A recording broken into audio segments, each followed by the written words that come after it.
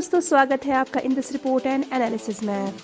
लेकर आए हैं हम आज एक बार फिर से हमारे डिफेंस सूट की आज की सीरीज। तो चलिए पहले अपडेट की बात करते हैं। एलएनटी ने सेकंड जोरावर लाइट टैंक का प्रोडक्शन स्टार्ट कर दिया है, जबकि पहले प्रोटोटाइप के आर्मी ट्रायल्स करीब आ रहे हैं। जी हाँ दोस्तों, लार्सन एंड टोब्रो डीआरडीओ के साथ मिलकर जोरावर लाइट टैंक के सेकंड प्रोटोटाइप का प्रोडक्शन शुरू कर चुका है, जो इंडिया के इंडिजीनियस डिफेंस एफर्ट्स के लिए एक बड़ी अचीवमेंट है। हाई ऑल्टीट्यूड वॉरफेयर के लिए डिजाइन किया गया था, जो मोबाइलिटी, फायर पावर और प्रोटेक्शन पर फोकस करता है। इंडियन आर्मी अब पहले प्रोटोटाइप के एक्सटेंसिव ट्रायल्स की तैयारी कर रही है, जो जुलाई 2024 में अनवेल किया गया था और डेजर्ट टेस्टिंग के बाद अब लद्दाख में रिगोरियस ट्रायल्स फेस करेगा। दोस्तों, ये टैंक 25 टन्स का है और advanced optics 105 mm gun, AI enabled systems और ड्रोन इंटीग्रेशन के साथ आता है, जो इसे एयर, रेल और रोड ट्रांसपोर्ट के लिए वर्सटाइल बनाता है। ये प्रोजेक्ट चैलेंजिंग ट्रेन्स में इंडिया की आर्मोर्ड कैपेबिलिटीज को एनहांस करने का एम रखता है और आर्मी ने 354 यूनिट्स इंडक्ट करने का प्लान किया है। जनरल जोरावर सिंह के नाम पर रखा गया ये प्रोजेक्ट इंडिया के सेल्फ रिलायंस और मेक इन इंडिया इनिशिएटिव को सपोर्ट करता है। बढ़ते हैं एक और अपडेट की ओर। एक IAF सीनियर ऑफिशियल ने कहा है कि Su-57E जो नए इंजन और 2D TVC के साथ आएगा, अभी प्रोडक्शन के कई साल दूर है। जी हाँ दोस्तों, एक सीनियर इंडियन एयरफोर्स ऑफिशियल ने Su-57E, जो कि रशियन का एक्सपोर्ट वेरिएंट है 5th जनरेशन स्टील्थ फाइटर का, उसकी डिलेज के बारे में बहुत कुछ बताया है।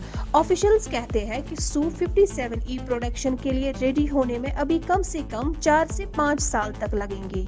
ये एयरक्राफ्ट AL-51F इंजन और 2D थ्रस्ट वेक्टर कंट्रोल यानी TVC नोजल्स के साथ आएगा, लेकिन अभी भी स्टील्थ एनहांसमेंट्स और AL-51F1 इंजन के फ्लेट नोजल जैसे फीचर्स को लेकर अनसर्टेनिटी है, जो Su-57M अपग्रेड पर डिपेंड है।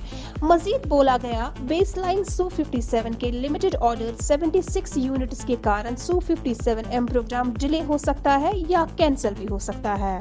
दोस्तों, फिलहाल के लिए रशियन Su-57 यूनिट्स में 2D TVC और स्टील्थ इंजन केसिंग की कमी है, जो टेक्नोलॉजी की मैच्योरिटी को लेकर सवाल उठाता है।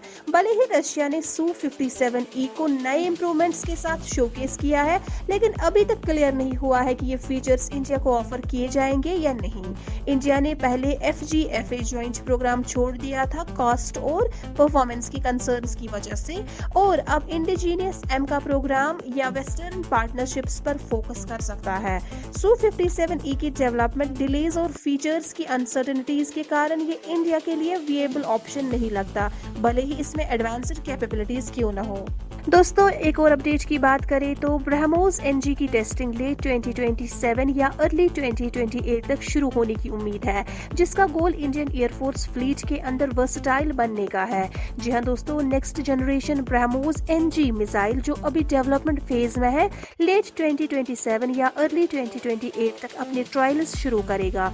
Indian defence research wing organisation के सोर्स के मुताबिक ये मिसाइल, जो वेरियस फाइटर जेट्स जैसे स्मॉल एयरक्राफ्ट के लिए डिजाइन हुई है, इंडिया की एरियल स्ट्राइक कैपेबिलिटीज को काफी बूस्ट करेगी। प्रोजेक्ट स्मूथली प्रोग्रेस कर रहा है, डिजाइन फाइनलाइज हो चुका है और अब डेवलपमेंट फेज चल रहा है। कैप्टिव फ्लाइट ट्रायल्स 2026 में स्टार्ट होंगे और अगर सब कुछ प्लान के मुताबिक रहा तो पहला डेवलपमेंटल टेस्ट फायरिंग 2027 तक एक्सपेक्टेड है। मिसाइल का वेट जो 1.3 से 1.4 टन के बीच होगा। इस तरह डिजाइन किया गया है कि ये छोटी प्लेटफॉर्म्स जैसे LCA तेजस MK-1A के लिए कंपैटिबल हो। ब्रह्मोस NG रेंज, प्रिसिशन और लेथैलिटी को मेंटेन करते हुए अपनी सुपरसोनिक कैपेबिलिटी रिटेन करेगा और मैक 3.5 तक की स्पीड अचीव करेगा।